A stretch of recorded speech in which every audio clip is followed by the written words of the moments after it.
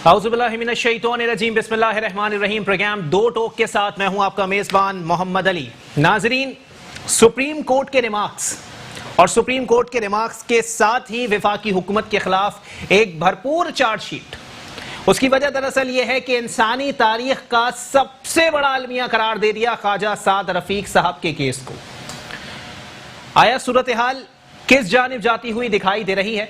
ख्वाजा साद रफीक के मामलात, क्योंकि ख्वाजा साद रफीक और ख्वाजा सलमान रफीक दोनों ख्वाजा बरादरान जो हैं वो अब प्रेस कॉन्फ्रेंस करने के बल पे हैं और उनको शायद कहीं से सर्टिफिकेट इशू कर दिया गया है कि अब आप प्रेस कॉन्फ्रेंस करें, भरपूर अंदाज में करें, अब कोई कुछ कहने वाला नहीं है। जबकि उस पर नौकरी तो पक्की करनी है। तो वफाकी वजीर सेनेटर शिबली फराज साहब का स्टेटमेंट पढ़ने जा रहा हूं बावजू होकर कि नैब ज्यादती का वावेला करने वालों ने कवानीन तब्दीली की राह में रुकावटें डाली। गलत प्रोसिक्यूशन की वजह से अगर ऑपोजिशन वाले बरी हो गए तो फरिश्ता नहीं हो सकते। विक्ट्री का निशान बनाने वाले ही तबाही के जिम्मेदार हैं। अब शिबली फराज साहब से जाके कोई यह सवाल कर ले कि प्रोसिक्यूशन करना किसका काम होता है? सही मानों में अगर किसी चीफ जस्टिस का मैं जिक्र करता चलूं तो आसिफ सईद खोसा साहब, उन्होंने हुकूमत पर एक बार रिमार्क्स दिए थे। तनकीद तो नहीं बोलूंगा क्योंकि जज तनकीद नहीं कर सकते, जज रिमार्क्स दे सकते हैं। जज ने रिमार्क्स दिए थे कि छाट के रखे हुए हैं वफाकी हुकूमत ने तमाम वकला। आया सूरत हाल ऐसी ही है कि अगर प्रोसिक्यूशन स्ट्रांग नहीं है, अगर प्रोसिक्यूशन के मामलात हैं, तो जिन लोगों को चोर चोर डाकू डाकू कहा जा रहा है वो अपने जहन से गिरफ्तारी का खौफ और अपने ट्रायल की जो फिक्र है वो निकाल दें, क्योंकि कुछ नहीं होने वाला। अब आ जाते हैं सिंध की तरफ। सिंध के वजीर बल्दियात सैयद नासिर हुसैन शाह ने कहा है कि खान साहब की मुनाफिकत की सियासत है। ऑपोजिशन में बैठकर एक बात करते थे और हुकूमत में इसके बरक्स। पीटीवी की 35 रुपए फीस खान साहब को डाका लगता था, आज उसकी फीस 100 रुपए कर रहे हैं। देखिए, डाका अगर लग रहा है तो डाका अटॉर्नी ऑडिटर जनरल की रिपोर्ट का भी है, जो 927 अरब रुपए की करप्शन की रिपोर्ट ऑडिटर जनरल ने जारी की थी, सिंध के ऑडिटर जनरल ने। उस पर भी कुछ ना कुछ तो होना चाहिए। ऑपोजिशन की जहां तक बात है तो ऑपोजिशन में जब इत्तेहाद ही नहीं होगा, जब असेंबली में बात कुछ और की जाएगी, टीवी पे आके कुछ और की जाएगी, जब शाहिद खाकान अब्बासी साहब कह देंगे कि हम आईनी रास्ता इख्तियार करेंगे, हम हुकूमत को घर भेजना नहीं चाहते, तो कैसे पाकिस्तान पीपल्स पार्टी के मौजूदा चेयरमैन साहब ने यह बात बोल दी कि लात मार के हुकूमत गिरा दूंगा? ना लात मारी गई, ना हुकूमत गिराई गई, हुकूमत भी चलती रही, ऑपोजिशन वाले भी चलते रहे। अब यही मामला थे। आगे आने वाले वक्तों में मजीद क्या चीजें सामने आने वाली हैं, क्योंकि जहां पर लोगों को चांद पे जाना चाहिए वहां पर लोग चांद देखने में लगे हुए हैं। फवाद चौधरी साहब ने फिर फूलझड़ियां छोड़ना शुरू कर दी हैं और ट्विटर पैगाम में एक बार फिर उन्होंने यही बात की कि फला दिन ईद उल अजहा होगी। ईद उल फितर के हवाले से जहां उन्होंने फतह हासिल की थी, वहां पर ईद उल अजहा के मामलात में अब यह फैसला कुछ मुतनाज़ा हो गया। अब फवाद चौधरी साहब के हवाले से जो बातें हैं, चलें कंटेंट से हट गए, कंटेंट पे आ जाते हैं। शाहिद खाकान अब्बासी साहब साबिक वजीर आजम हैं, उन्होंने भी एक बात बोली कि एहतिसाब के नाम पर तमाशा लगाया हुआ है मुल्क में। नैब को हुकूमती बेंचों के केसेस नजर नहीं आते हैं। इसी पर बात करेंगे। हमारे साथ पाकिस्तान तहरीक इंसाफ से सबसे पहले मौजूद हैं रजाक बाजवा साहब। बहुत शुक्रिया रजाक भाई, आपने अपना कीमती वक्त इनायत किया। जबकि उनके साथ पाक सर जमीन पार्टी से हुमायूं उस्मान साहब मौजूद हैं। बहुत शुक्रिया हुमायूं भाई, आपने भी अपना कीमती वक्त इनायत किया।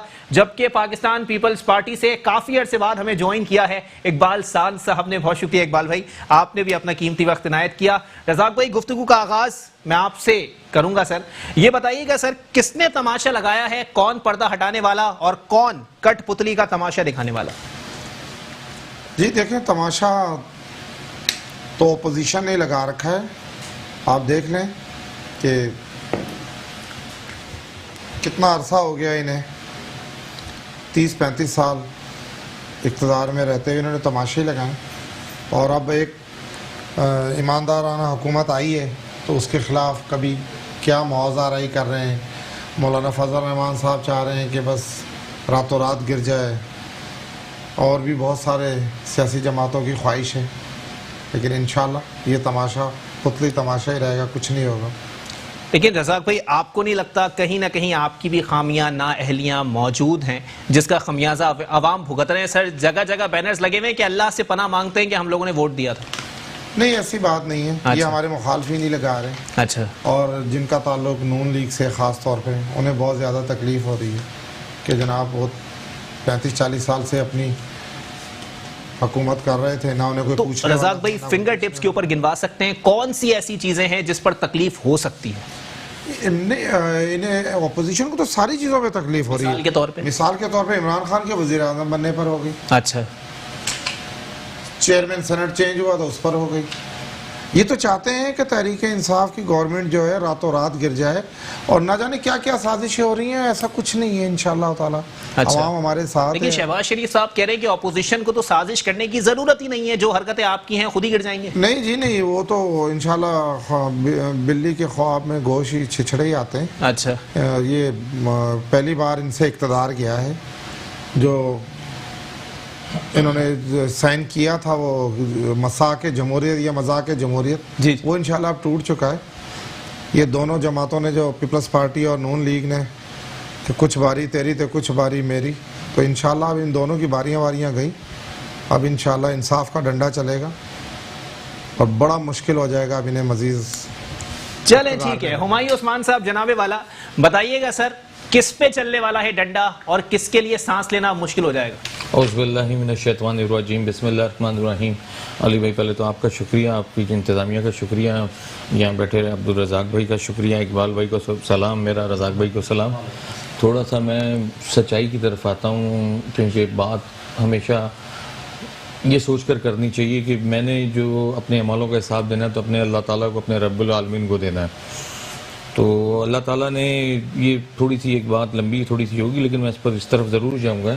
अल्लाह ताला ने जब इंसान को बनाया, जिसको अशरफुल मखलूक़ात बनाई, और आपके सामने वो सारी स्टोरी है कि इब्लीस को जिस तरह सजदे का कहा गया और इब्लीस ने इनकार किया, तो अल्लाह ताला ने फिर, कमी बेशी माफ़ करूँ मैं, अल्लाह ताला मुझे माफ़ कर दे, अल्लाह ताला ने फिर इंसान को बनाने का जो अवलीन मकसद था वो यही था कि इससे इंसान को इंसान से खैर मिलेगी। उससे पहले जो मखलूक़ें बनी थी वो इंतशार की तरफ चली गई थी, मारधाड़ की तरफ चली गई थी, हुक्मरानियों की तरफ चली गई थी। बदकिस्मती से फिर उस वक्त शैतान ने सजदा करने से इनकार किया और यही कहा था कि तुम मुझे अल्लाह ताला पाक आप क़यामत तक छूट दे दें तो मैं फिर जो लोग मेरी तरफ आ जाएं तो आप देख लीजिएगा आपका जो मकसद है वो उस पर चलते हैं या नहीं चलते। तो अल्लाह ताला ने कहा ठीक है, जो मेरी उम्मत मेरे कहने पर चलती रही उसको मैं जन्नतुल फिरदौस में जगह अता फरमा दूंगा, और जो तेरे कहने पर चलती रही वो पुरस्कार का पुल भी पार नहीं कर सकेगी और जहन्नम की आग में जल जाएगी। तो बदकिस्मती से इस कदर मुनाफ़क़त है, इस कदर झूठ है माशरे के अंदर। मैं नहीं शायद हूँ, ये नहीं कि मैं पॉइंट स्कोरिंग के लिए बात कर रहा हूँ, मेरे बहुत सारे दोस्त हैं, बिजनेसमैन कम्युनिटी हैं जिसने PTI को सपोर्ट भी की थी, वोट भी डाला था। आज जब मैं उनके तासुरात लेता हूँ तो बाखुदा व खून के आंसू रो रहे हैं फिजिकली।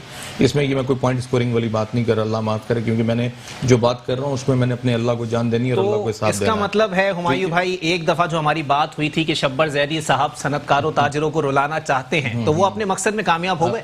बिल्कुल हो गए। 29 अरब रुपए का तो उन पर अपने पे क्लेम निकला ना कि डबल पेमेंटें कर जो चुपचाप उन्होंने फिर रिजाइन किया, वो घर पे चले गए। 29 अरब रुपए की तो इंक्वायरी उन पे चल रही है। अच्छा। इस वक्त हुकूमत जवाब देगी इस पे?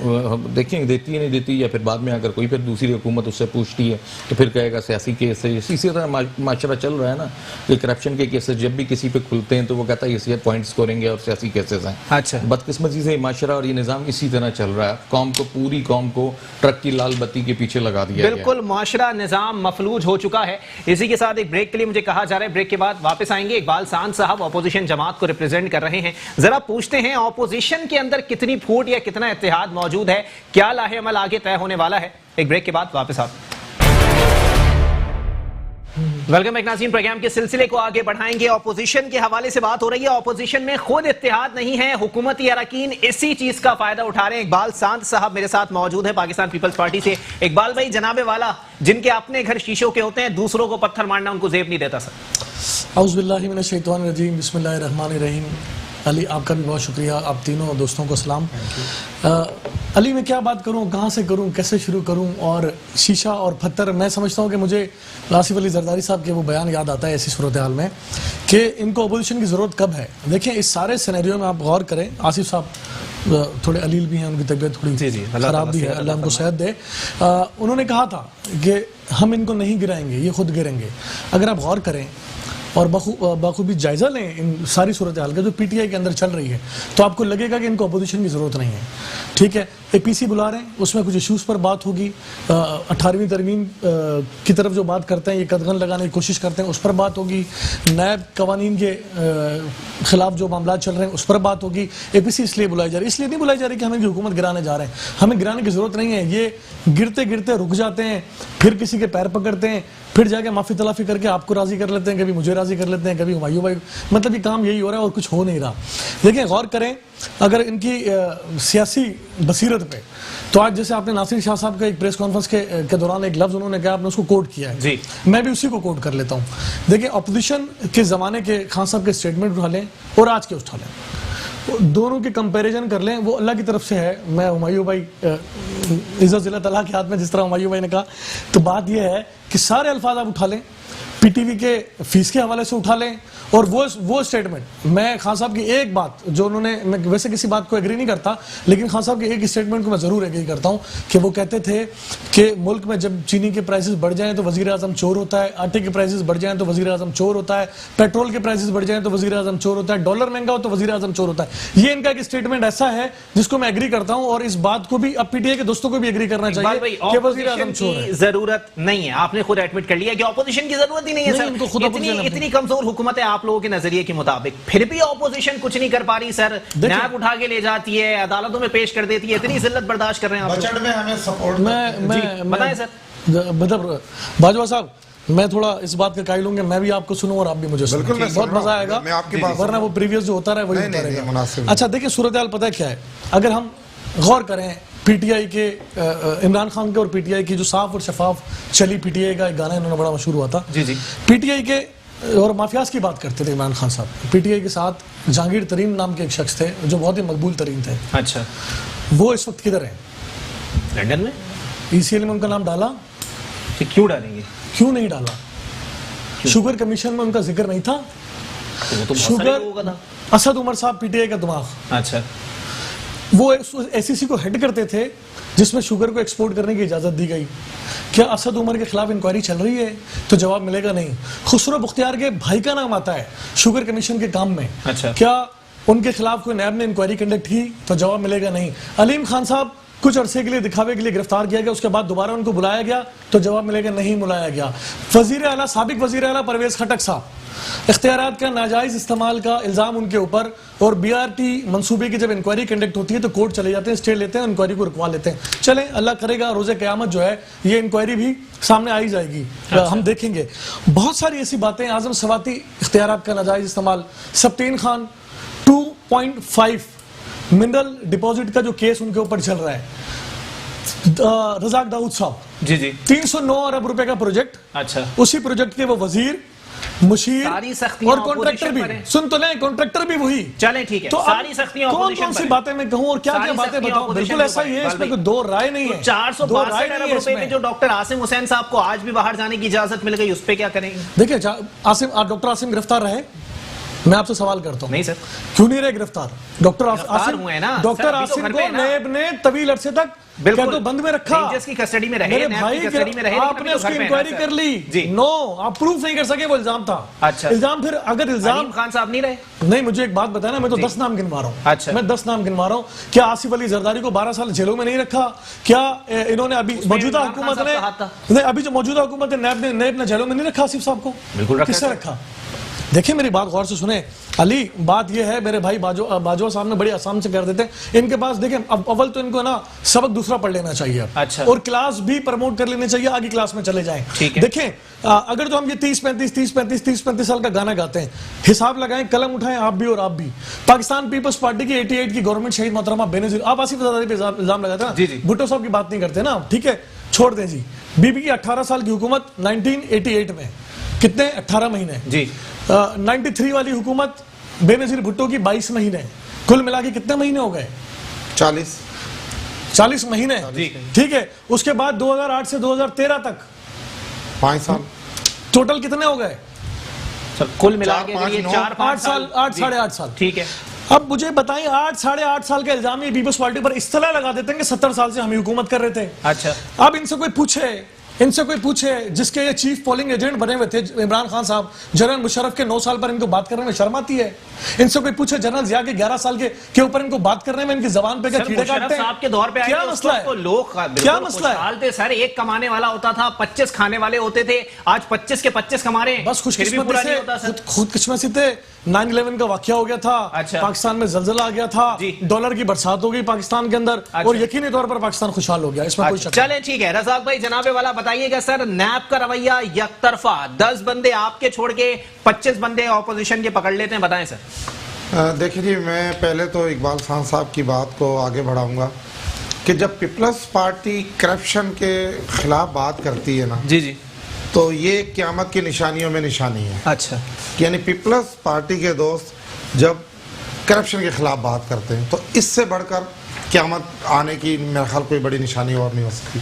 अब मैं आता हूँ आपके सवाल की तरफ। नेब, आपका कहना है कि नेब जो है वो अपोजिशन के लोगों को परेशान करता है जी, और जो जिनका ताल्लुक यानी पीपल्स जिनसे ऑपोजिशन से है सर, मैं नहीं कह रहा, चीफ जस्टिस साहब का बयान है। मैं आपको बताऊं, क्या जहांगीर तरीन के खिलाफ हमने कमीशन नहीं बनाया सर? वो क्या भाग गए? उसको डिक्लेयर नहीं किया? अगर किसी के कहीं खिलाफ नहीं कोई भागे। कमीशन बना हुआ तो वो मुलजिम है ना सर, वो भाग गया जी। कहीं नहीं भागे। देखिए उसमें नून लीग के लोग, शाहबाज शरीफ फैमिली का भी नाम है, उसमें अच्छा। पीपल्स पार्टी के लोगों का भी नाम है, अच्छा, उसमें हमारी जमात के भी जो हालिया अभी शमूलियत जिन्होंने की है यानी 2 साल से, वो बुनियादी तौर पर पीटीआई के लोग नहीं है। एक तो मैं आपको ये बात ठीक है, ठीक है, लेकिन वो आ गए, हमने एक्सेप्ट कर लिया उनको। अच्छा, वो मजबूरी थी, वो इससे पहले या सारे जरूरत? पीपल्स पार्टी के ही लोग हैं ये अच्छा। सारे, घूम फिर कर आ जाते हैं ये। तो अब मैं ये आपको बताऊं, नेब एक इंडिपेंडेंट इदारा है, ठीक है, और उनके जो जस्टिस साहब हैं जो उनको डील कर रहे हैं, सुप्रीम कोर्ट के जज हैं, उन पर इन्हें भी यकीन है। और ये हमारा लगाया हुआ नहीं है, ये पीपल्स पार्टी और नून लीग ने, जब ये बहन भाई थे, अच्छा, उस वक्त इन्होंने उसे नामजद किया था, वो आज तक कंटिन्यू है। अच्छा, वो चेयरमैन, अगर कोई चेयरमैन मैंने लगाया है तो मैं अपने मकासद के लिए तो इस्तेमाल नहीं करूंगा ना उनको। नहीं, होना भी नहीं चाहिए। अच्छा, होना भी नहीं चाहिए। वो इंडिपेंडेंट इदारा है, एक इन्वेस्टिगेशन इदारा है, उनको काम करने दिया जाना चाहिए। ये कहना कि वो पीटीआई के लोगों को मतलब रिलीफ दे रहा है और अपोजिशन को, मेरा ख्याल है कि एक इदारे पर हम एक उसको खामखा मुतनाज़ा कर रहे हैं, उसे हमें काम करने देना चाहिए, ऐसी बात नहीं है। अच्छा, चले, ठीक है। हुमायूं उस्मान साहब, जनाबे वाला, काम करने देना चाहिए, लेकिन अब तक ऑपोजिशन का वो नुक्ता, वो नजरिया अभी भी कायम है कि जनाबे वाला हमें ही पकड़ते रहते हो। उन्होंने क्या मतलब, वो क्या आबे हयात पी गया है? देखिए, मैं अली भाई इस बहस में नहीं पढ़ूंगा, मैं सिंपल बात करूंगा। मैं कुछ चीज़ें आया कर देता हूँ ना आपके सामने। अभी कौम भी इन चीज़ों को जानती है और समझती है, वो बात करूंगा जिसके अंदर लॉजिक हो। मैं ज़्यादा डिटेल में नहीं जाता। मैं कहा खलीफा राशिद हज़रत उमर रज़ी अल्लाह अन्हु का मानने वाला हूँ, और उन्होंने वाज़ेह तौर पर कह दिया था कि मुसलमानों तुम्हारा हुक्मरान ही नहीं जिसके कॉल और फेल में तज़ाद हो। पहली चीज़, मेरा तो ये ईमान है। अच्छा, अब मैं चल रहा हूँ, मेरे चेयरमैन सैयद मुस्तफ़ा कमाल साहब, मुझे उन पर फ़ख्र है, लेकिन उनकी कॉल और फेल में तक तज़ाद नहीं है। तज़ाद हुआ तो फिर मैं पहला बंदा हूँ कि एज बीइंग अ मुस्लिम कि अपना स्टेटमेंट दुरुस्त कर लूँ फौरी तौर पे। और दूसरी चीज़ ये कि मैं समझता हूँ कि हज़रत मोहम्मद सल्लल्लाहु अलैहि वसल्लम आखिरी नबी हैं, और ख़त्म नबूवत पे जो अगर कोई डाउटेड बयान दे दे तो खुदा की कसम मैं तो समझ ही नहीं सकता वो बंदा कभी कामयाब हो सकता है। पहली चीज़, अच्छा, वो बंदा कभी कामयाब नहीं हो सकता जिसको, जो मेरे लिए पूरी दुनिया का इस वक्त जो हीरो है, रोल मॉडल है। मेरे चेयरमैन साहब भी मुझे ये सिखाते हैं, यही बताते हैं कि मैं एज अ चेयरमैन तो आपके पास हूँ, लेकिन आपका रोल मॉडल हज़रत मोहम्मद सल्लल्लाहु अलैहि वसल्लम होने चाहिए, क्योंकि आप उनको रोल मॉडल जब फोकस करेंगे और सुन्नत नबी पे चलेंगे तो माशरा भी कामयाब होगा, आपकी आखिरत भी कामयाब होगी। अच्छा। मैं उसमें सिंपल 2-3 पॉइंट्स रख देता हूँ, ज़्यादा लंबी मैं डिटेल में नहीं जाता। मेरे वज़ीर आज़म साहब जो इस वक्त बैठे हुए हैं, उनका तो वादा था, ठीक है 2 साल में वो उस तरह की चेंजिंग और बेहतरी तो मुझे तो कहीं भी इक्का दुक्का नज़र नहीं आई। बस स्टेप नंबर वादा था कि जी मैं प्राइम मिनिस्टर हाउस इस्तेमाल नहीं करूँगा, फौरी तौर पर वहाँ यूनिवर्सिटी बन जाएगी, गवर्नर हाउस इस्तेमाल नहीं करूँगा, वहाँ पर लाइब्रेरीज बन जाएगी। चले, सबसे पहला काम तो ये तो कर देना चाहिए था ना उनको। मुझे कोई प्राइम मिनिस्टर हाउस बता दें यूनिवर्सिटी बन गई है या गवर्नर हाउस लाइब्रेरीज बन गए, ये सिंपल बातें ना। आगे तो बाद में जाएंगे ना, आगे तो लंबी बहस है।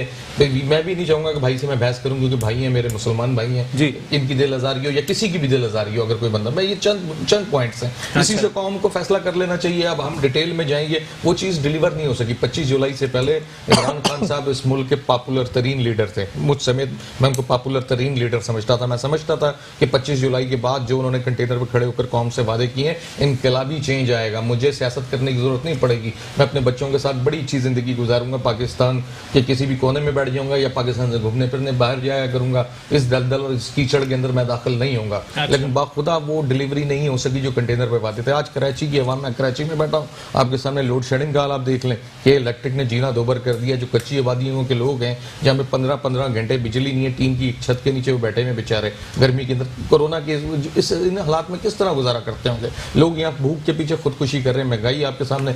जो वजीर बदकिस्मती से मेरे वजीर आज़म साहब ने जिस चीज़ का नोटिस लिया वो महंगाई का जिन उनके आप पैसे बाहर हो गया। बिजली पे नोटिस लिया, 2 रुपये 90 पैसे यूनिट बढ़ गया। भाई के इलेक्ट्रिक में पहले एक बंदा था जो उसको चला रहा था, आरिफ नकवी साहब, जो इस वक्त अमेरिका में अरेस्ट हैं, वो सबसे बड़े फाइनेंसर थे इनके। मैं ओपन बात करूंगा, ढकी छुपी नहीं करूंगा। आज आरिफ नकवी साहब वहाँ पे अरेस्ट हो गए हैं। अब शान अशरे साहब हैं जो बैठ कर कनाडा से अब उसको चला रहे हैं, 66% जो शेयर में अब उनके ट्रांसफर हो गए। ये इंटरनली एक हुई है। फिर उन्होंने फ्यूल कंजम्पशन क्रूड ऑयल नहीं खरीदा, सिंपल बात है, क्योंकि वो शंघाई नाम की एक कंपनी को बेच रहे थे। उन्हें अपनी समरी अच्छी दिखानी थी, बैलेंस शीट अच्छी दिखानी थी ताकि अच्छे दाम लग जाएं। उसके पीछे उन्होंने पूरी कौम को आग में धकेल दिया। उस पर कोई इंक्वायरी नहीं हुई, किसी ने पूछताछ नहीं की कि भाई ये क्या हो रहा है कौम के साथ। यार 14-14, 15-15 घंटे, 3-3 दिन भी लाइट नहीं है, खुदा की कसम। ये बेसिक नीड्स है ना यार, चले ठीक है, आप पूरी नहीं कर रहे। इकबाल भाई, जनाबे वाला, एक बार फिर आपकी तरफ आऊंगा। ऑपोजिशन का फिर वही जुमला कि यकतरफा एहतसाब हो रहा है। जनाबे वाला, अगर यकतरफा एहतसाब हो रहा होता तो हलीम आदिल शेख साहब पे इंक्वायरी स्टार्ट हो गई है, आपके और मेरे दोनों की नॉलेज में। नूरुल हक कादरी साहब पे भी इंक्वायरी का आगाज हो गया सर, आपके और मेरे दोनों की नॉलेज में। के इलेक्ट्रिक की बात हुमायूं उस्मान साहब ने छेड़ दी, मैं छेड़ना नहीं चाहता था। के इलेक्ट्रिक के हवाले से सर बार बार रिपोर्ट्स चल रही हैं मीडिया के ऊपर कि 2008 से 2013 तक लाडली तरीन कंपनी रही है पाकिस्तान पीपल्स पार्टी की। कुछ कहना चाहेंगे? देखें, के इलेक्ट्रिक के हवाले से तो मैं समझता हूं कि मुझे कहने की जरूरत इसलिए भी नहीं है कि हुमायूं भाई ने उस पर बेहतरीन अंदाज में रोशनी डाल दी। ठीक है, ठीक, 2008 से 2013 पे तो बेहतरीन अंदाज में। देखें, सवाल ये होता है कि के इलेक्ट्रिक का सौदा कब हुआ, अच्छा किसने किया जी, कौन इक्तदार में था, अच्छा, कोलिशन पार्टनर कौन था, सारी पिक्चर सामने आ जाएगी। और सबसे बड़ी एटीएम मशीन जो थी खान साहब की, वो आरिफ नकवी साहब थे। ठीक है, अगर वो गिरफ्तार हुए, यार अभी मेरी बात जी, मैं आ रहा हूं, थोड़ा जी, टेम्परेचर रखे ना रजाक भाई, प्लीज जी, सबके थे यार, प्लीज रजाक भाई बोलिएगा, आपके अपने टाइम पे बोलिएगा। आप देखें, आरिफ नकवी साहब गिरफ्तार हैं, वो गिरफ्तारी के वक्त अगर वो अपना रेफरेंस कोड करते हैं तो वजीर आजम पाकिस्तान को कोड करते हैं और उनका मोबाइल नंबर मेंशन करते हैं उसके अंदर। अच्छा। और पाकिस्तान के अंदर और ये भी ये बात भी जबान ज़द आम है कि खान साहब ने पार्लियामेंटेरियन के सामने, कुछ इनके लोग भी हमसे राब्ते में हैं, पार्लियामेंटेरियन के सामने कहा कि कुछ भी हो जाए के इलेक्ट्रिक का नुकसान नहीं होना चाहिए, लोड शेडिंग भले से होती रहे और बिल्कुल इमरान खान साहब ने कहा है कि इलेक्ट्रिक के हवाले के इलेक्ट्रिक का नुकसान नहीं होना चाहिए। हमारे दोस्त कहेंगे मेरी बात सुनिए ना, कितना बड़ा इल्जाम है ये। आप बात करें, आप जी, आप मुझे बताएं कि किसके सामने कहा नहीं, मैं आपको क्यों बताऊं, आप बात करें। चले ठीक है, मुझे बता दें इकबाल भाई, मुझे बता दें, झूठ तो जी जी, मैं आ रहा हूं उसकी तरफ, मुझे बता दें, मैं बिल्कुल उनकी तरफ आऊंगा, नाराज ना हो। मैं चाहता हूं इकबाल साहब को किस एमएनए ने बताया, मुझे उसका नाम बताया। यार आपकी कुर्सी पे लगता है खीर रखी हुई है भाई, नाराज नहीं होना। नहीं, ऐसी बात नहीं करें सर, इकबाल भाई, मेरी बात सुनो, मैं आपको बताऊं, देखें बात ये है, मैंने शुरू में कहा कि मैं भी सुनूंगा, आप भी सुने, चले ठीक है, बर्दाश्त करें, बर्दाश्त करें, टेम्परामेंट लूज ना करें, बर्दाश्त करें। फिर आपकी बात पर भी मैं भी ये कह दूंगा आप झूठ बोल रहे हो, बात होगी नहीं, होगी नहीं बात। बात ये है, अबराज ग्रुप का और आरिफ नकवी और इमरान खान का ताल्लुक किसी से ढका छुपा है तो बता दे मुझे।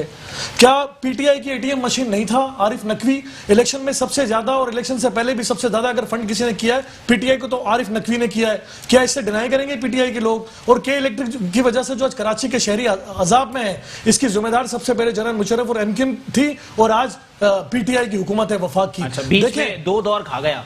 नहीं, 2 दर किसके खा गए? हमने बेचा था, के इलेक्ट्रिक को हमने बेचा था। सर बेचा नहीं था, मराद तो आप लोगों ने दी ना, अपने दौरे हुकूमत में आप लोग लगाम डाल सकते थे। प्राइवेटाइजेशन हमने की थी उसको। सर प्राइवेटाइजेशन मुशर्रफ साहब ने की, लेकिन आप लोगों का भी तो दौर रहा ना, किबला दुरुस्त करना कि आप लोगों की जिम्मेदारी नहीं। देखिए मेरी बात सुने, अब भी कराची के अंदर ये जो इलेक्ट्रिक का बहरान आया है, पिछले 2-3 साल आपको याद होगा ये बहरान खत्म हो चुका था। अच्छा। इसने फिर सर उठाया है अब। अच्छा, पीटीआई की हुकूमत में इस बात से आप इनकार करेंगे? नहीं सर, मैं नहीं करूंगा, क्योंकि पिछले कई अरसे से कराची में के इलेक्ट्रिक के इश्यूज इतने नहीं थे जितने अभी इस अदवार में नजर आना दोबारा से शुरू हो गए। ठीक है, देखें हम बहुत सारी बातें करते हैं, कॉन्फ्लिक्ट ऑफ इंटरेस्ट की बात करते हैं, तो फिर इसमें नदीम बाबर साहब का नाम नहीं आता सबसे आगे?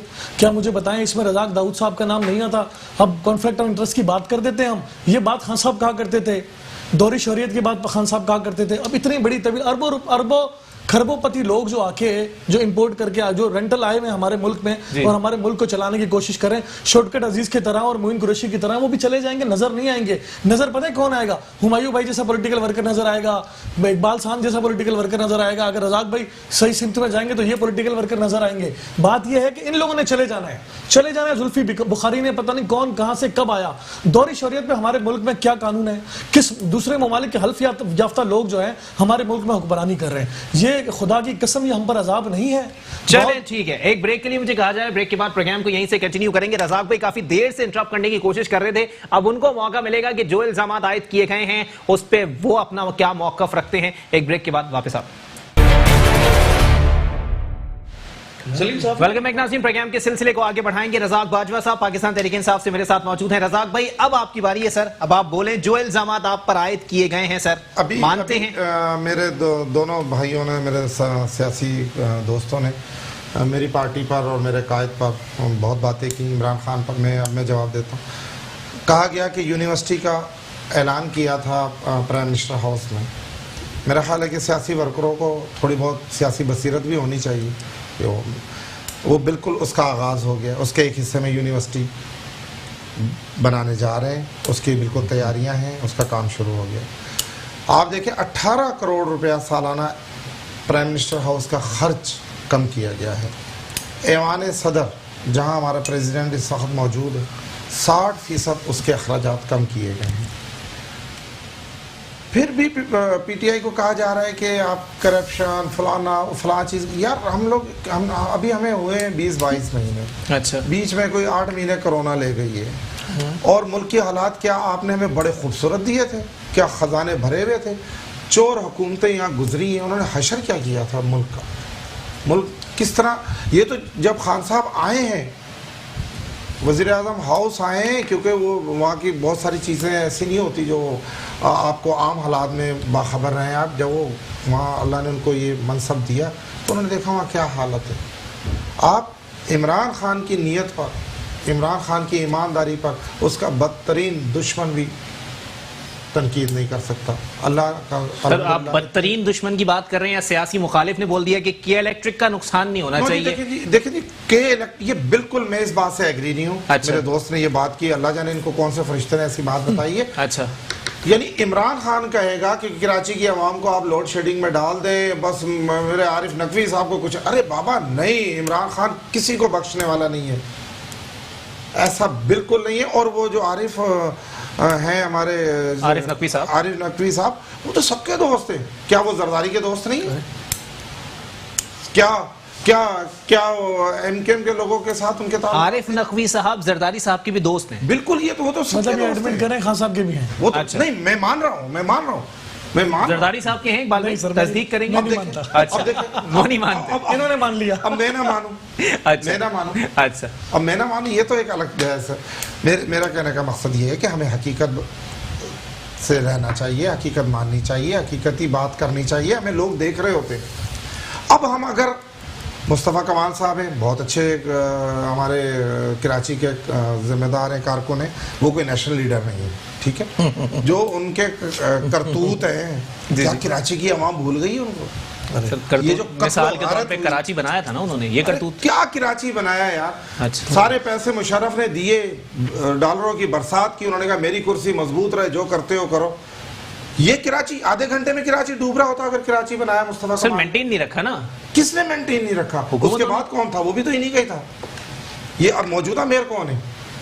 ये सब एक ही है। ये सब लोग ये भूल जाएं, ये पाकिस्तान, ये लंदन और ये पीएसबी, ये सब एक ही फैमिली है। और इनके सारे स्याह करतूतों को बहुत अच्छी तरह कराची के शहरी जानते। ये लगाए मैदान, ये है घोड़ा। आने वाला है बल्दियाती इलेक्शन, पीपल्स पार्टी भी आ जाए और पीएसबी भी आ जाए और लंदन और वो पाकिस्तान और कनाडा सब आ जाए, इंशाल्लाह पीटीआई इनका मुकाबला करेगी और मेयर कराची इंशाल्लाह पीटीआई का आएगा। और आप देखना जी, देखना कितनी बड़ी तादाद में यूसी नाजमीन पीटीआई के आते हैं। चलें ठीक है, हुमायूं उस्मान साहब, जनाबे वाला, जी, कराची के इलाके जी, बिल्कुल। लाडी से शुरू होऊंगा और फिर बरतानिया के इलाके लंदन तक चले जाऊंगा सर, सब एक हैं। आप लोगों ने सौगनों की लड़ाई बनाई हुई सर। बिस्मिल्लाह, मैं दोबारा पढ़ता हूँ ताकि मुझे अल्लाह ताला झूठ की तरफ ना लेके जाए और सच्ची बात कर सकूं। अच्छा, मेरे भाई ने जो बातें की कि फलां देखें वो पार्टी एमक्यूएम गलत थी तो हमने उसके खिलाफ बगावत की। अच्छा, उसके खिलाफ 3 मार्च 2016 को जब हमने मेरे चेयरमैन सैयद मुस्तफ़ा कमाल अनीस कायम खानी साहब ने बगावत की तो उससे पहले इस शहर के अंदर रोज़ 20-30 लाशें गिरती थीं। इनकी ज़ारा आपा के जो कातिल थे आज वो नफीस लोग हैं, इनकी गोद में बैठे हुए हैं। ठीक है, अगर हम गलत थे तो ज़ारा आपा के कातिल जी। आज नफीस लोग हैं, इनकी गोद में बैठे हुए हैं। अच्छा। ये वहाँ तो जाकर 90 पे हाजिरियाँ दे रहे हैं, आज तो आरिफ अलवी साहब भी जा रहे हैं, आज फलां भी जा रहे हैं। इनको ज़ारा आपा जो कि कातिल थे वो नज़र नहीं आ रहे थे, इनकी आंखों पे काला चश्मा आ गया, पहली चीज। सही। फिर मैं तो नाउज़ुबिल्लाह मेरे चेयरमैन पे तो कोई ऐसा इल्जाम भी नहीं है कि सीता वाइट जैसा कोई किस्सा हो या जना नहीं, ये अलग चीज है, ये टॉपिक बिल्कुल अलग चला गया, अलग चला गया। आप देखें, आप खामोश हो जाएं। देखिए मेरी बारी में मैंने नहीं बोला, बिल्कुल। अली भाई मुझे बोलने दें। जी, मैं बिल्कुल बोलने दें। ये दूंगा, मैं अमेरिका के बिल्कुल अंदर बोलने केस दूंगा। प्रूफ है। नहीं, मैं सर, विदाउट वो बात बात सही नहीं कर रहा। सर, ये पर्सनल अटैक हो जाएगा। मेरी रिक्वेस्ट है आपसे, तो बात को देखें, जवाब दे रहा हूं मैं। कौम को नहीं पता। नहीं, बिल्कुल पता है देखें, सर, आप नहीं बोले बीच में। देखिए आप ना बोलें। देखिए सर, कुछ कवानीन आपसे होते मेरी हैं, रिक्वेस्ट है, ये पर्सनल अटैक है सर, पर्सनल अटैक पर्सनल नहीं अटैक नहीं है, है। ये पर्सनल अटैक नहीं है, ये मेरी आप मेरी अपने कौम का चेयरमैन मसला की है। करतूत ये मेरा बताएं। मुसलमानों, देखिए आप बीच में ना बोलें, मैंने आपकी बात सुनी है जी। तामुल से सुनी है। ठीक है, हुमायूं आपसे मेरी रिक्वेस्ट है जी, ठीक है, आज पूरी अमेरिका के अंदर वो प्रूफ हो चुका है। ठीक है सर, आगे बढ़ जाते हैं। उस टॉपिक पे मैं नहीं जानी छेड़ना चाहता। आदमी जी। इस कौम का हुक्मरान है तो इस सर, कौम कातिल पर आपका आजादी है। चेयरमैन से नहीं है, कर आपका सकते। चेयरमैन तो देना कातिल आपकी है। हुकूमत, नहीं, आपकी बिल्कुल नहीं, हुकूमत नहीं, लगाएं आप। देखिए, आप लाएं, ये देखें बीच में अली साहब आप इनको रोकें। मैं आप इनको रोकें, अली साहब आप इनको रोकें। ठीक है, एक अली साहब आप इनको रोकें, मुझे बात कंप्लीट नहीं, आप प्राइम मिनिस्टर मेरी को बात बात कंप्लीट करने दें। सर, आप अपनी बात करते हैं, सुन अच्छा लें, सुन लें, अब दूसरी बात सुन लें। ठीक है, एक बार अब इन्होंने बात की, तसल्ली से दूसरी बात की कि परवेज मुशर्रफ साहब ने उनके दौर में कराची में काम हुए बकोले इनके, बिल्कुल। तो इनको शायद ये ख्वाब गफलत में कहीं सो रहे थे। परवेज मुशर्रफ साहब के दौर में हैदराबाद का मेयर भी था उसी पार्टी का, ठीक है, मीरपुर खास का भी था और दूसरे सिंध के 1-2 जिला का और था। ठीक है। बाकी जगह तो काम नहीं हुए। ये किरदार की बात होती है भाई, बंदे का काम करने के लिए उसके कॉल और फेल में फर्क नहीं होना चाहिए। फिर जो इन्होंने बात की, ये सलीम साहबी का 8 दिन पहले का कॉलम पढ़ लें जंग के अंदर। सलीम साहबी ने जिस बंदे की, एक पख्तून ने आज किरदार की बात की है और ये जाकर बात करते हैं पीटीआई कराची की। साउथ से तकरीबन इनका पूरा साउथ कन्वर्ट हो गया, शाम शमूलियत कर चुका है पीएसपी के अंदर, कुरंगी पूरा शमूलियत कर चुका है। इंशाल्लाह ताला अगर सच्चाई की बुनियाद पर जो बायोमेट्रिक की आवाज लगाते थे ना कंटेनर पे खड़े होकर पाकिस्तान में, उस वक्त तक तब्दीली नहीं आएगी, इंसाफ नहीं मिलेगा लोगों को जब तक इस मुल्क में बायोमेट्रिक इलेक्शन नहीं होगा। आज इनकी बोलतियां बंद हो गई हैं जब ये सिलेक्ट होकर आए हैं। मेरी देखिए आप खबर, देखिए आप मेरी बात सुन लें, मेरी बात सुन लें आप पूरी। जी सर। मैं आप बात सुन लें। 400 लोग 259 लोगों के जाके आप केस तो पढ़ लें पहले। उन 259 लोगों ने क्या केस किया हुआ है आपको केस पता ही नहीं। आप मुझसे उस केस पे बहस कर लें, आप आ जाएं, स्टडी कर लें यार, आपको पता ही नहीं है। बात सुने, अगर ये होगा खुदा की कसम मैं कहता हूं मैं सियासत छोड़ दूंगा, वरना ये आपके प्रोग्राम में लिख के दे दें अगर जेआईटी के अंदर नाम है तो वो चीज छोड़ देंगे। चलें, ठीक मुझे है, बताएं ना, बात करें यार, बात करें, मरना चलें, बात ठीक है, मैं करें। बिल्कुल थोड़ा सा कौम को बेवकूफ बनाया हुआ है, महंगाई, आटा महंगा हो गया, चीनी महंगी हो गई है, गैस में $80 फी बैरल पेट्रोल था जब मेरा वजीर आजम ये जो आज का मौजूदा है, जी जी, नाकस वजीर आजम, एक सेकंड पेट्रोल पे वहां खड़े होकर कहता था ये पाकिस्तान में 70 रुपए 74 रुपए बिकना पार्टी के दौर में 150 मेरी बात सुने, मेरी बात सुने, आज $37 फी बैरल है, ये 150 रुपए लीटर। आज क्यों 110 रुपए बिक रहा है, 115 रुपए बिक रहा है? रिकॉर्ड निकलवा है यार क्यों झूठ बोलते हो कौम के साथ? आपके पास है ही नहीं, ट्रक के पीछे लगाया है पूरी कौम को यार। आप रिकॉर्ड निकलवाए सबसे खुदा का वास्ता है यार। अली भाई साहब के दौर में। अली भाई मैं बात करूंगा, मुझे बात करनी है, लेकिन इस तरह नहीं, बीच में जब देखें नहीं, मैं कोई इंटरप्ट नहीं करेगा। मैं बात कर रहा था बीच में बोलिए। हुमायूं भाई को गुस्सा आया, बीच में इंटरप्ट किया। लेकिन ना बोले ना बीच में यार, चले ठीक है, एक अपनी बारी में बोले आप। प्राइम मिनिस्टर को कह रहे हैं, प्राइम मिनिस्टर तो कोई वो एक आसमान से ईमानदार थोड़ी- आदमी को अच्छा चलिए एक बात मैं छोटी थी, ईमानदार पे मैं आ जाता हूं, ईमानदार पे आ जाता हूं। अली भाई एक बात सुने, छोटी सी मैं सुन ले अब। अच्छा। एक बंदा है, आपने एक बिजनेस खोला हुआ है, 6 बंदे रखे हैं उसके अंदर, 6 बंदों में से अगर आपके 5 बंदे ऑनेस्ट है और एक बंदा बेईमान है तो मैं समझूंगा अली भाई चोर नहीं है, डाकू नहीं है, उस बंदे का अपना किरदार खराब है। लेकिन 6 बंदों के अंदर अगर आपके 5 बंदे चोर और डाकू है ना, तो फिर मैं कहूंगा उसके सबके किरदार नहीं ठीक, आपका भी किरदार ठीक नहीं है, क्योंकि आपने ऐसी कैबिनेट रखी हुई है। आप कहते थे स्मॉलेस्ट कैबिनेट रखूंगा, आज पाकिस्तान की बड़ी तरीन कैबिनेट है पूरी पाकिस्तान की हिस्ट्री की। आप करोड़ रुपया बचा रहे हैं, अरबों रुपया दे रहे हैं मिनिस्टरों की बारात में, खुदा को माने यार। क्या कौन से बयान बात यह है, मैं फिर कहूंगा रज़ाक भाई से रिक्वेस्ट करूंगा कि खुदा बीच में इंटरप्ट किया करें, चीजें खराब देखें, फिर मेरी मुझसे बात करें। नहीं, इल्जाम के दलाइल में भाई मैं इल्जाम लगा रहा हूं, कौन ने फैसला करना है, मैं सच बोल रहा हूं या गलत बोल रहा हूं? चले ठीक है यार अब इनको मुझे बताएं, इनको किसने बता दिया कि मेयर कराची पीटीआई का आ रहा है? मुझे बताएं, इनको शायद इसी तरह पता है जिस तरह। यार अल्लाह के वास्ते यार चुप हो जाएं आप। अच्छा चले, पीपल्स पार्टी अच्छा चले ठीक है ना, बात कर लेते हैं। बल्दियाती इंतखाबात भी आ रहे हैं, वो कह रहे हैं पीपल्स पार्टी भी आ जाए, सर मुझे भी आ जाए, एमकेएम भी आ जाए, कर देना ये बात करते थे। मुझे एक बात बताएं, मेरे हुमायूं भाई ने अभी कहा कि आज पेट्रोल जो है 45-50 रुपए डॉलर फी बैरल तक गया और पेट्रोल की कीमत 110 रुपए फी लीटर है। पेट्रोल जब पीपल्स पार्टी के अदवार में 140-45 रुपए डॉलर फी बैरल था, उस वक्त 110-105 रुपए लीटर था पेट्रोल। ये कह रहे हैं 150 हो गया। और भाई कब हुआ 150 रुपए लीटर पाकिस्तान में? आपको कोई याद आता है? हुमायूं भाई आपको पता है? खामोखा बस बोल देना है मुंह से। यार थोड़ा पढ़ के आ जाया करो, थोड़ा सुनकर आ जाया करो, थोड़ा स्टडी कर लिया करो। आप ट्रांसपेरेंसी इंटरनेशनल की रिपोर्ट देख लें। बड़े आप अपोजिशन के जमाने में कहते थे ट्रांसपेरेंसी इंटरनेशनल की रिपोर्ट, ये भी चोर वो भी चोर। आज उन्होंने कह दिया जी पाकिस्तान की सबसे करप्ट तरीन हुकूमत है पीटीआई की हुकूमत है। लेकिन आप कहां तक भागते फिरेंगे? एक जब जिस बात का आपने नोटिस लिया, खुदा की कसम उसमें बेड़ा गर्क हो गया। अद्वियात का नोटिस लिया, पाकिस्तान की कौम आज दवाई लेने के काबिल नहीं रही। आपने पेट्रोल का नोटिस लिया, पेट्रोल की कीमतें आसमान पर चली गई। आपने बिजली का नोटिस लिया, कराची से बिजली गायब हो गई। आपने चीनी का नोटिस लिया, चीनी बाहर निकल गई। आपने आटे का नोटिस लिया, और अल्लाह का वास्ता आप पता नहीं, खुदा के लिए खान साहब अब किसी और बात का नोटिस ना लीजिएगा। पाकिस्तान की कौम इसकी मुतहम्मिल नहीं हो सकती। ये इतने सारे लोग मैंने आप बताए कॉन्फ्लिक्ट ऑफ इंटरेस्ट के, जो पीटीआई की हुकूमत में 309 अरब रुपए रज़ाक दाऊद साहब को प्रोजेक्ट दिया गया है, वो आपका मुशीर है और वो कॉन्ट्रैक्टर भी वही है। ये कैसा इंसाफ है? ये कैसी हुकूमत है? ये कॉन्फ्लिक्ट ऑफ इंटरेस्ट नहीं है क्या? नदीम बाबर साहब जो पेट्रोलियम की मिनिस्ट्री को देख रहे हैं, क्या पेट्रोलियम एनर्जी में उन्होंने जो क्राइसिस पैदा की है, उनका कॉन्फ्लिक्ट ऑफ इंटरेस्ट नहीं है? उनकी एनर्जी में, उनकी पेट्रोलियम मसनूआत में उनकी कंपनीज नहीं है? कहां कहां तक आप भागते फिरोगे यार? किस किस से? सब्तीन खान ने अभी जो मिनरल डिपॉजिट में जो 2.5 मिलियन का जो करप्शन का केस उनके ऊपर आया है, अल्लाह का वास्ता आप खुदा के लिए इस कौम की जान अब छोड़ दें। आप ये ईमानदार का ढोंग न रचाएं। ये ढोंग जो है पाकिस्तानी कौम अब मजीद बर्दाश्त नहीं करेगी। चलें ठीक है, रज़ाक भाई जनाबे वाला बताइएगा सर, बहुत डुगडुगी पीट ली ईमानदारी की। सर अब जरा बता दें खुल के, वाकई कोई ईमानदार है या सिर्फ हवा में फुलझड़ी? जी बिल्कुल ईमानदार है, आसिफ अली जरदारी साहब ईमानदार हैं। मैं बिल्कुल मानता हूं उनको, पूरी कौम माशाल्लाह ईमानदार कहती है। नवाज शरीफ ईमानदार हैं। अच्छा। और मुस्तफा कमाल साहब बहुत बड़े माशाल्लाह ईमानदार हैं। इमरान खान जो है वो अल्हम्दुलिल्लाह। अच्छा, ये है हमारे दोस्तों सियासी वर्करों का कहना। अच्छा, तो आपको भी यही कहना? मैं इस पर क्या, मैं तो दुनिया ही हंस रही होगी ये सुनकर। अच्छा, यानी इमरान खान बेईमान हो गया। जी जी। और ये जो हमारे दोस्त, जिन दोस्तों का भी मैंने पहले नाम लिया, बार बार नाम लेना किसी का मुनासिब नहीं, वो अच्छा। ईमानदार की आदत होती। लिहाजा मेरा ख्याल चाहिए एक सवाल कर लेता हूं, दोबारा इक़्तिदार पीपल्स पार्टी को दे दे। अच्छा, कि भाई ये लोग पाकिस्तान आपके और बस की 30-40 बात भी साल नहीं इनको है। दे दो। आपके बस की बात भी नहीं है। 72 से ये लोग लगे हुए हैं, ठीक है। आज तक इन्होंने कुछ किया नहीं है।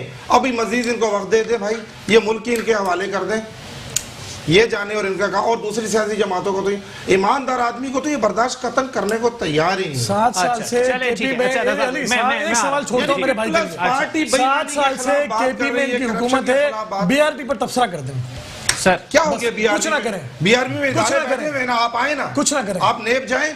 आपने स्टे लिया हुआ है। अरे बाबा, नेब के खिलाफ स्टे कुछ ना करें, सिर्फ बीआरपी पर तबसरा कर दें। आप भी नहीं नहीं, बीआरपी में आप ही कर दें।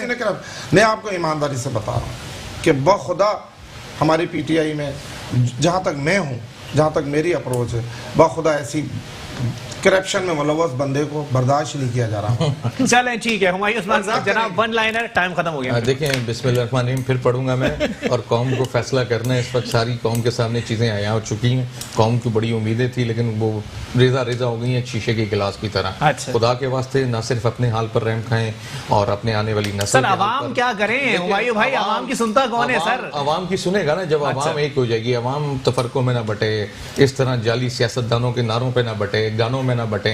वो आपके सामने पार्टीज चलती थी, डांस पार्टियां चलती थी, जलसे चलते थे, जुलूस चलते थे, लोगों ने बड़ी उम्मीदें लगा ली थी।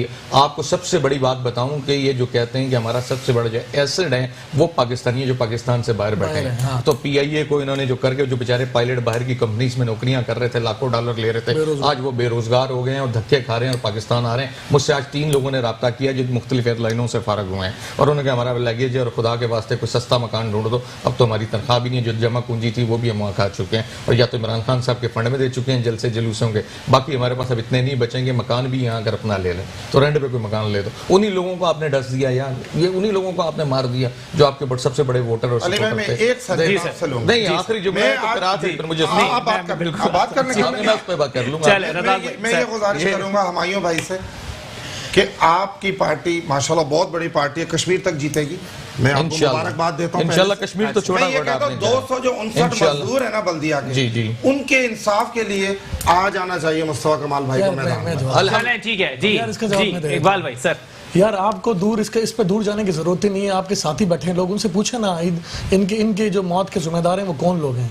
कराची के जो नफीस लोग, वफाकी वजीर कराची के लोग नफीस हैं, जो जमात आपके साथ हमारे फेडरल मिनिस्टर देखें मैं तो अली ज़ैदी बेचारा हाई कोर्ट चले गए। अली ज़ैदी की अपनी वर्थ क्या है, अली ज़ैदी ने ट्विटर पे कराची साफ किया था, पता नहीं करोड़ों रुपए के उसने पोस्टर लगवा दिए KPD के पैसों के, कराची तो साफ नहीं हुआ। इंशाल्लाह वो दहशतगर्द पार्टी अल्हम्दुलिल्लाह कोई भी हो जहां भी हो वो साफ होगा अल्हम्दुलिल्लाह।